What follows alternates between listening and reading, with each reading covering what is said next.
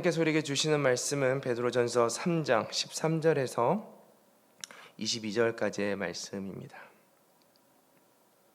우리 한 절씩 교독하고 마지막 22절 함께 읽도록 하겠습니다. 또 너희가 열심으로 선을 행하면 누가 너희를 해하리요. 그러나 의를 위하여 고난을 받으면 복이 있는 자니 그들이 두려워하는 것을 두려워하지 말며 근심하지 말고 너희 마음에 그리스도를 주로 삼아 거룩하게 하고 너희 속에 있는 소망에 관한 이유를 묻는 자에게는 대답할 것을 항상 준비하되 온유와 두려움으로 하고 선한 양심을 가지라. 이는 그리스도 안에 있는 너희의 선행을 욕하는 자들로 그 비방하는 일에 부끄러움을 당하게 하려 함이라. 선을 행함으로 고난을 받는 것이 하나님의 뜻일진데 악을 행함으로 고난을 받는 것보다 나으니라. 그리스도께서도 단번에 죄를 위하여 죽으사 의인으로서 불의한 자를 대신하셨으니 이는 우리를 하나님 앞으로 인도하려 하심이라. 육체로는 죽임을 당하시고 영으로는 살리심을 받으셨으니 그가 또한 영으로 가서 옥에 있는 영들에게 선포하시니라.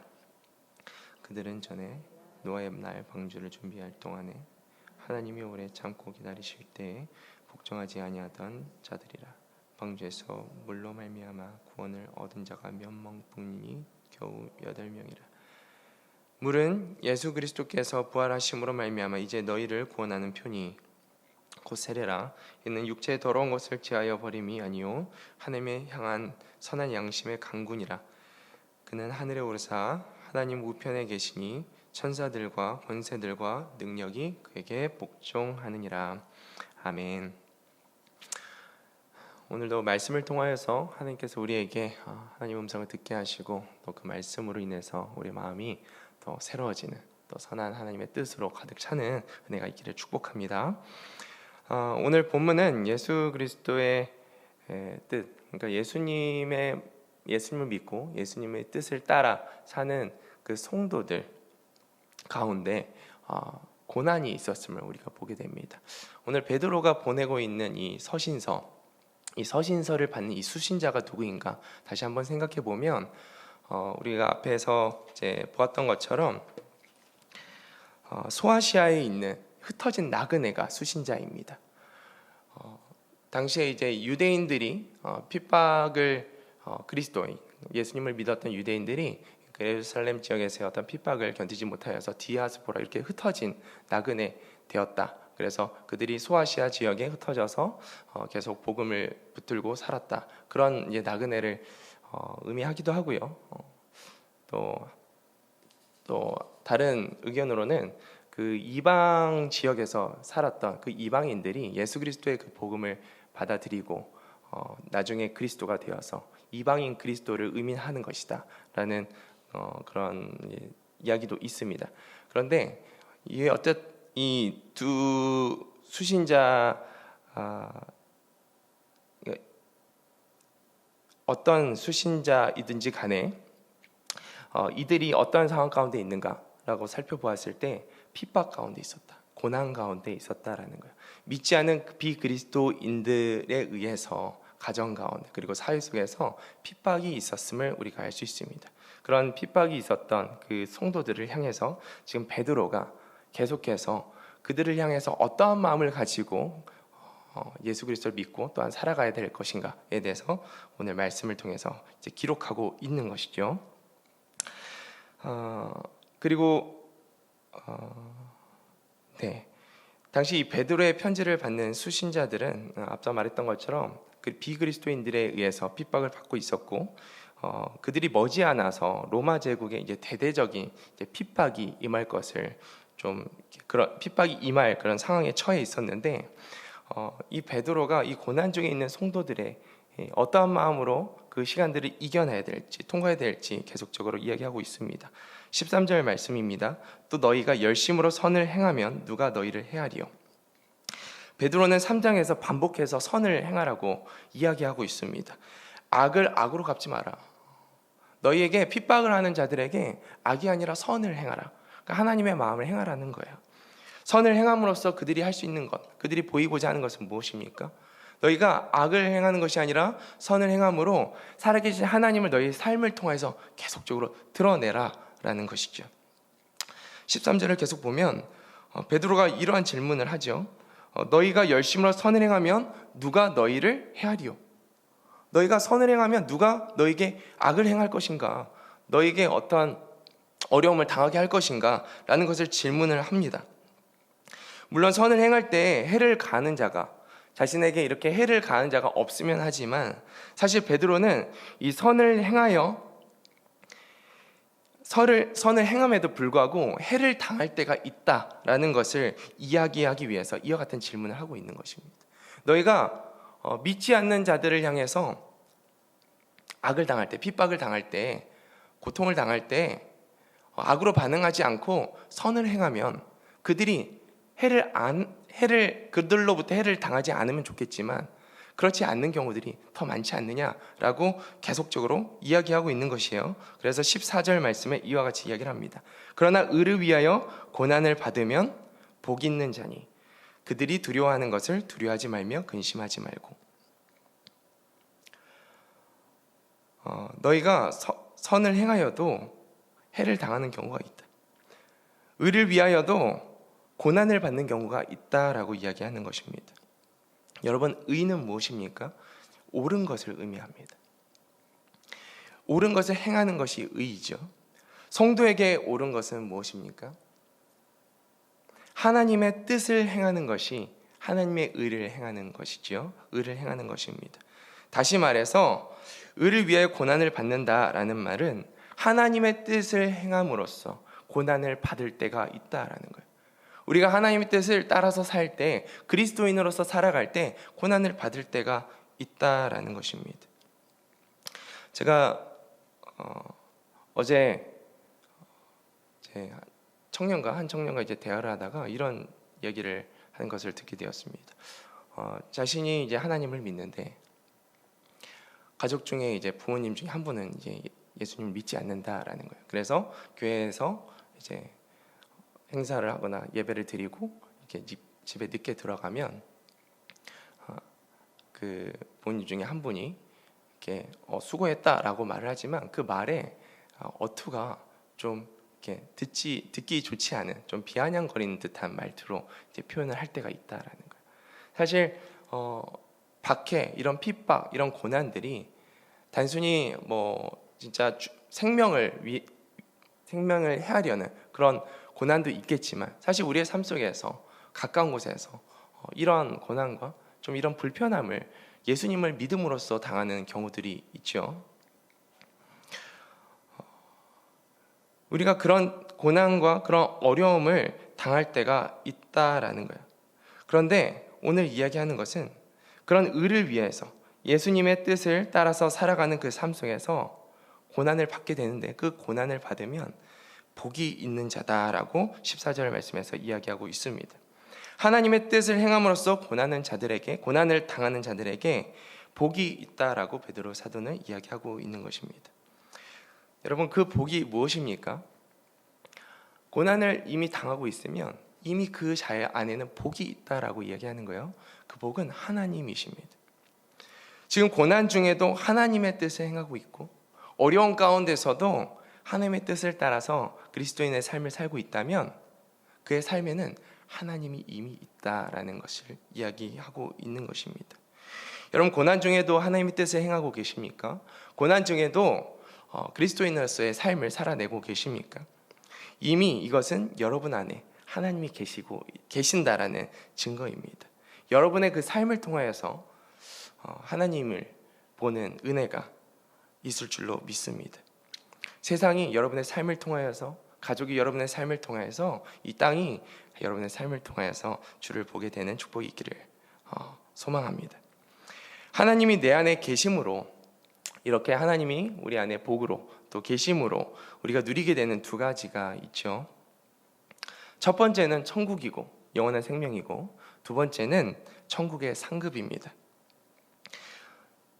특별히 우리가 이 땅에서 주의 이름으로 고난을 받을 때마다 우리는 기억해야 됩니다. 하나님께서 우리 삶 가운데 천국의 은혜뿐만 아니라 천국의 상급까지 더하고 계시다라는 것을 우리는 기억해야 합니다.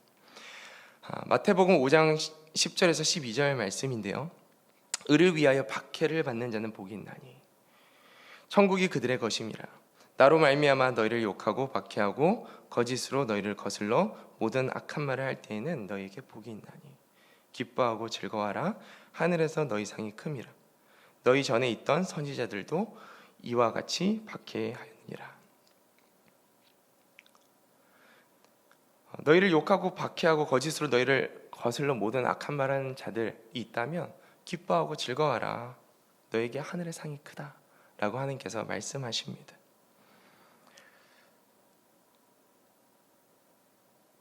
그래서 우리가 14절 말씀을 다시 한번 살펴보면, 성도들아, 하나님의 뜻을 위하여 고난을 받는 자들이 있느냐? 그 고난을 받는 자들은 이미 하나님을 소유한 자이고 더불어 천국의 그 상급을 소유한 자이니 나의 뜻을 이루면서 당하는 고난이나 그 어려움을 두려워하지 말라. 그리고 근심하지 말라. 이렇게 14절에서 이야기하고 있는 것입니다. 근데 우리가 말씀을 묵상하면서 이런 생각을 하게 됩니다. 우리가 하나님을 소유하였고 하나님의 복을 소유하였고 그리고 천국을 소유하고 천국의 그런 상급을 쌓아가는 하나님의 백성들인데 왜 우리 안에는 그런 고난 가운데 두려움이 있을까?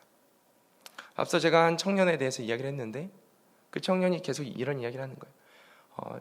본인이 부모님에게 하나님을 전하고 싶은데 그런 부모님에게 자신에게 비아냥거리는 그런 듯한 어투로 이야기하는 부모님에게 선뜻 예수님을 전할 용기가 생기지 않는다라고 이야기하는 거예요.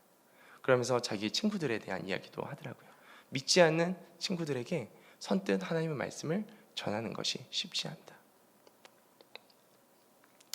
여러분, 왜 우리가 예수 그리스도를 전하는 데 있어서 이렇게 두려움이 있을까요? 우리가 예수 그리스도의 복을 소유한 자인데 우리가 하나님의 그 살아계심을 나타내는 데 있어서 왜 두려움을 가질까요? 왜 근심함을 가질까요? 하나님이 나와 함께하지 않아서가 아니라 우리가 하나님을 감각하는 이런 영적인 감각들이 무뎌져 있기 때문에 깨어있지 않기 때문에 그렇습니다. 우리가 그런 상황을 마주할 때 하나님을 생각하기보다는 하나님의 마음을 생각하기보다는 나의 생각 가운데 머물러 있을 때가 더 많기 때문입니다. 하나님은 오늘도 여전히 말씀하십니다. 두려워하지 말라. 내가 너와 함께한다. 놀라지 말라. 난 너의 하나님이다. 내가 너를 굳세하게 하리라. 참으로 너를 도와주겠다. 참으로 나의 의로운 오른손으로 너를 붙들 때니까. 내가 이렇게 너와 함께하고 있으니까 두려워하지 말라. 하나님 여전히 말씀하고 계신다라는 거예요. 그럼에도 불구하고 우리가 영적인 감각이 이렇게 무뎌져 있으면 이렇게 말씀하시는 하나님의 음성을 우리가 우리 삶 가운데 이렇게 살아내지 못한다라는 거예요. 그러면 어떻게 하면 우리가 우리의 영적인 감각들을 깨우고 나와 함께 하시는 하나님을 우리가 의식하며 모든 그런 고난과 어떤 상황 속에서도 두려움을 해치고 하나님의 일들을 행할 수 있겠습니까? 우리가 두 가지로 생각해 볼 수 있는데 첫 번째는 적극적으로 그 기도의 자리로 나아가는 것입니다. 근심이 찾아오고 두려움이 찾아왔을 때 적극적으로 우리는 기도해야 합니다. 아무것도 염려하지 말고 다만 모든 일에 기도와 간구로 너희 구할 것을 감사함으로 하나님께 아뢰라. 우리 안에 염려가 찾아왔을 때 하나님께서 우리에게 권면하시는 것은 기도하라는 거예요. 기도할 때 너의 마음과 생각을 지키는 나의 생각이 너희 안에 임할 것이다. 두려움이 너의 생각을 주장하는 것이 아니라 너의 마음을 주장하는 것이 아니라 나의 생각이 나의 말씀이 기도하는 가운데 너의 마음에 충만함으로 너의 마음과 생각을 지킬 것이다. 나의 생각이 너의 삶을 통하여 드러날 것이다 라고 말하는 거예요. 그러니까 우리는 적극적으로 하나님 앞에 기도해야 됩니다. 여러분, 그 고난 가운데 망설임이 생기십니까? 두려움이 생기십니까? 그렇다면 기도해야 됩니다. 그 망설임이 떠나갈 때까지, 두려움이 떠날 때까지, 그 고난 앞에서 담대함이 생길 때까지, 정말 하나님의 말씀이 나의 생각을 붙들어서 흔들리지 않을 때까지 우리는 기도해야 될 줄로 믿습니다. 그럼 하나님께서 여러분 안에 하나님의 생각을 넣으시고 그 생각을 지키게 하실 줄로 믿습니다. 두 번째는 우리가 적극적으로 하나님의 말씀을 가까이 해야 되는 것입니다. 하나님의 말씀은 살아있고 활력이 있어 좌우의 날선 어떤 검보다도 예리하여 혼과 영과 관절과 골수를 찔러 쪼개기까지 하며 또 마음의 생각과 뜻을 판단한다라고 말합니다. 여러분, 하나님 말씀은 살아있습니다. 우리가 하나님 말씀을 가까이 해야 되는 것, 더욱 가까이 해야 되는 것은 우리의 삶 가운데서 그 살아있는 하나님 말씀이 우리의 삶 가운데 실제가 되기 위해서입니다. 그냥 문자로 남아있는 것이 아니라, 정말 이 지식으로 남아있는 것이 아니라 이 살아있는 하나님의 말씀이 내 삶 가운데 살아 역사하십니다. 여러분, 우리가 하나님의 말씀, 이 성경을 왜 말씀이라고 합니까? 그냥 글이라고 하지 않고, 하나님의 글이라고 하지 않고 왜 말씀이라고 합니까? 하나님의 말씀, 실제로 하나님께서 우리에게 이 성경을 통하여서, 이 글을 통하여서 말씀하시기 때문입니다. 그리고 그 말씀은 오늘도 살아있습니다. 그 살아있는 말씀을 가까이 할 때 그 살아있는 말씀 우리 안에 살아 역동력을 갖습니다. 그리고 그 말씀이 우리 안에 충만할 때 우리가 살아가는 그 삶 속에서 당하는 고난 가운데, 그리고 막히는 그 환경 속에서 그 살아계신 하나님의 말씀의 충만함으로 우리 삶 가운데 선포되어지게 됩니다. 하나님의 말씀이 우리 안에 살아있기를 축복합니다. 그리고 그 살아계신 하나님의 그 살아있는 그 하나님 말씀이 우리의 입술을 통하여서 그 고난 중에, 그 막혀있는 삶 가운데, 그 두려움 가운데 선포되어져 그것이 능력이 되어지기를 축복합니다. 특별히 베드로는 오늘 고난 가운데 성도들이 행해야 하는 구체적인 지침 3가지를 이야기합니다. 15절 말씀이죠. 너희 마음에 그리스도를 주로 삼아 거룩하게 하고 너희 속에 있는 소망에 관한 이유를 묻는 자에게는 대답할 것을 항상 준비하되 온유와 두려움으로 하고. 이 말씀에서 2가지를 우리가 살펴볼 수 있습니다. 먼저 첫 번째는 고난 중에 있는 성도들아, 너희 마음에 그리스도를 주로 삼아 거룩하게 하라 라고 이야기하고 있습니다. 너희가 고난 가운데 있느냐? 그러면 너희 마음에 그리스도를 주로 삼아 마음을 거룩하게 하라. 우리 예수 그리스도가 우리 삶 가운데 주가 되었을 때 우리 삶은 자연스럽게 거룩한 삶을 살아가시게 됩니다. 마음에 그리스도를 주로 삼으라고 이야기합니다. 이 말씀은 우리가 생각해보면 믿지 않는 자들에게 이야기하는 것이 아니잖아요. 이미 믿고 있는 그리스도인들에게 하고 있는 이야기입니다. 너희 안에 예수 그리스도를 주로 삼으라고 하는 거예요. 이미 주로 삼은 자들에게 계속적으로 권면하고 있습니다. 다시 말해서 우리 삶 가운데는, 성도된 우리 삶 가운데는 계속적으로 하나님을 주로 삼는 작업들이 우리 삶 가운데 필요하다라는 거예요. 이미 하나님께서 우리 삶의 주인이시지만 다시 우리가 예수님을 믿지 않았던 삶의 모습으로 회개하여서 마치 하나님이 주인이 아닌 것처럼 살아가는 우리의 삶의 모습들이 여전히 우리 삶 가운데 남아있기 때문에, 그런 죄성이 우리 안에 계속 살아 숨쉬고 있기 때문에 너희는 계속 하나님 앞에서 하나님은 내 삶의 주인이십니다 라고 고백하며 주인된 하나님을 계속 바라보라라는 거예요. 나의 뜻대로 살려고 하는 그런 이 거짓 자를 날마다 십자가에 못 박고 하나님이 내 삶 가운데 주인이십니다, 내가 주인이 아니라 하나님이 내 삶 가운데 주인이십니다, 이런 고백 안에서 하나님의 뜻을 따라 하나님 원하시는 그 행동을 따라서 사는 너희가 되어라 라고 지금 베드로 사도는 권면하고 있는 것입니다.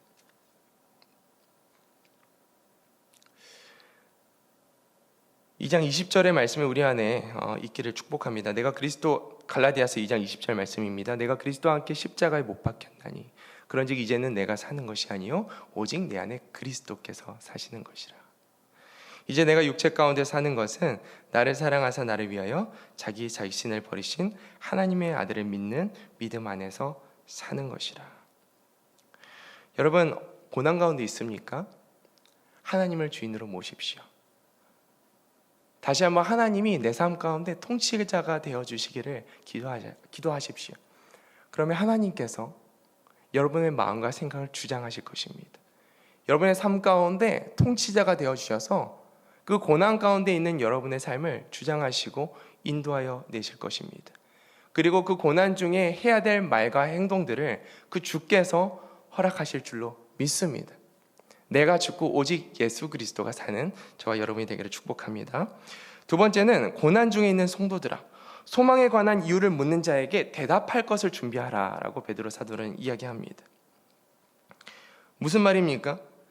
그러니까 성도를 핍박하는, 이 그리스도인들을 핍박하는 비그리스도인들 안에 그 소망에 관한 궁금증이 생긴다라는 거예요. 아니, 이 사람들은 무엇인데? 무슨 소망을 붙들고 있길래 이렇게 핍박 중에도 나에게 이런 선한 일을 행하는 것인가? 핍박 중에도 이들은 이렇게 악으로 반응하지 않고 선을 행하고 있는 것인가? 라는 궁금증이 생길 때가 있다라는 거예요. 그럴 때 너희는 그 소망에 대해서 대답할 준비를 하라는 거예요. 우리가 살다 보면 그렇게 하나님의 말씀을 증거할 수 있을 그런 타이밍이 옵니다. 그런데 우리 안에 준비가 되어 있지 않으면, 그 소망을 전할 준비가 되어 있지 않으면 그 시간들을 그냥 흘려버리게 되는 것이죠. 여러분, 소망은 무엇입니까? 한마디로 예수 그리스도입니다. 우리는 소망 대신 예수 그리스도에 대해서 잘 알아야 합니다. 그리고 예수 그리스도에 대해서 잘 전할 수 있어야 합니다. 예수 그리스도에 대해서 생생하게 잘 전하는 것이 중요하겠죠. 우리가 먼 과거에 있었던, 과거에 경험하였던 예수 그리스도를 전하는 것이 아니라 내가 오늘 맛본, 내가 오늘 경험한 예수 그리스도를 전할 때 그 생생한 전달력이 그 이웃에게 증거되어질 줄로 믿습니다. 그러기 위해서는 우리가 날마다 하나님의 말씀을 가까이 해야 되는 거예요. 날마다 하나님의 말씀을 가까이 하고, 말씀을 외우고, 그 말씀을 묵상하고, 또 말씀을 연구하고, 그리고 말씀을 가르치는 자에게 또 말씀을 배워야 되는 거예요. 그래야지 우리 안에 그 말씀의 충만함으로 정말 하나님이 때에 그 말씀을 증거해야 되는, 그 소망을 궁금해하는 자들에게 즉시 증거할 수 있는 자가 되는 것입니다. 예수 그리스도를 전할 수 있는 준비가 항상 되어 있는 저와 여러분이 되기를 축복합니다. 세 번째는, 고난 중에 있는 성도들아 선한 양심을 가지라 라고 16절에 이야기합니다. 선한 양심을 가지라. 이는 그리스도 안에 있는 너희의 선행을 욕하는 자들로 그 비방하는 일에 부끄러움을 당하게 하려 함이라. 여러분, 선한 양심이 무엇입니까? 우리가 믿음이 생긴 이후에, 하나님께서 은혜로 믿음을 주신 이후에 우리는 선한 양심이 회복됩니다. 하나님의 선, 하나님은 절대 선이시지요. 그 하나님의 생각이 우리 안에 들어올 때, 이전에는 내 생각과 내 뜻대로, 내 기준대로 판단했던 이 양심이 하나님과 하나님의 뜻을 기준으로, 하나님의 생각으로 기준으로 판단하는 이 선한 양심이 우리 안에 세워지게 됩니다. 회복되게 되는 것이죠. 그렇다면 악한 양심이 있습니까? 악한 양심도 있습니다. 앞에서 말했던 것처럼 믿음이 없는 상태이거나, 믿음이 있어도 죄를 반복함으로 선한 양심이 점차 무뎌지면 죄를 지어도 죄인지 모르는 그런 악한 양심 가운데 우리가 놓여지게 된다라는 거예요. 이러한 양심은 하나님께서 기뻐하시는 선한 양심이 아니겠죠. 근데 오늘 베드로 사도가 이야기하는 거예요. 선한 양심을 가지라. 이것이 고난 가운데 있는 자들에게 베드로 사도가 이야기하고 있는 세 번째 지침입니다. 우리가 그러면 어떻게 하면 이 믿음으로 주어진 이 선한 양심을 우리가 지켜나갈 수 있는 것인가? 바로 회개입니다. 죄로 넘어진 우리의 삶 가운데 죄가 깨달아지는 즉시, 성령께서 탄식함으로 우리 안에 죄를 깨닫게 하는 즉시 우리가 마치 더러진 손을 씻는 것처럼 회개함으로 나아가야 되는 것입니다. 그래야지 우리 안에 하나님의 뜻이 온전히 쓰는 선은, 그리고 하나님의 뜻대로 판단할 수 있는, 분별할 수 있는 이 선한 양심이 지켜지는 것입니다.